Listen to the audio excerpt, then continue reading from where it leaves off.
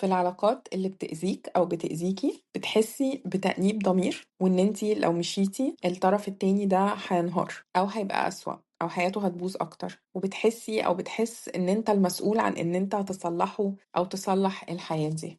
في العلاقات بتشوف أو بتشوفي البوتنشال بتاع الناس مش حقيقتهم، يعني لو بس بطل كذا هيبقى كذا كذا كذا، أو لو بس عملت كذا هتبقى كذا كذا كذا. عندك تصور إنك لو حبيتي الشخص كفاية هتقدري تصلحيه أو تصلحي المشكلة. بتتجنب الخلاف علشان تحافظ على السلام والهدوء، وأحيانا حتى بتعتذر أو بتعتذري أكتر بكتير مما يجب، أو في أوقات مش محتاجة إن انتي تعتذري فيها برضو حفاظا على السلام والهدوء.